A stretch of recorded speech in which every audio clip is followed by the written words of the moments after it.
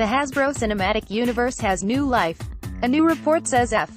Gary Gray, the filmmaker behind last year's billion-dollar grosser The Fate of the Furious, has signed on to direct a M.A.S.K. movie based on the action figure toyline from the 1980s. But isn't Gray also directing the new Men in Black film? Keep reading to learn which movie will go before cameras first.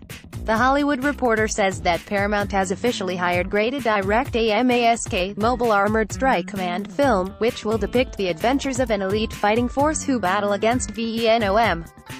Vicious Evil Network of Mayhem.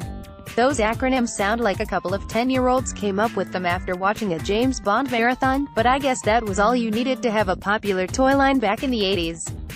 I never played with these myself, but if these commercials are anything to go by, I must admit I probably would have had fun with them. Gray will produce and direct the M.A.S.K.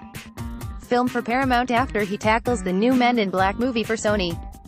That project, which has Chris Hemsworth and Tessa Thompson in the leads, already has a July 2019 release date penciled in, and there's no date in sight for M.A.S.K. It was only a few months ago that writers John Francis Daley and Jonathan Goldstein speculated that films based on M.A.S.K. and ROM, the Space Knight, two of the properties that are set to comprise the Hasbro Cinematic Universe, alongside Transformers and G.I. Joe, wouldn't happen. The duo was part of a writer's room that generated ideas for more than 10 films in the HCU, but it seemed as if these movie ideas had been shelved. Then Ready Player One writer Zach Penn was hired to write the ROM movie, and now F.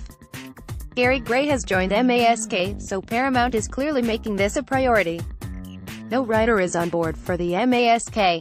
film yet, and since it sounds like Gray has a lot of work on his plate in the immediate future, it may still be a while before Paramount confirms one. Meanwhile, a Bumblebee solo movie will still be rolling into theaters this December, and Paramount is hoping that will be a step up from the relative disappointment of last year's Transformers: The Last Knight. Cool posts from around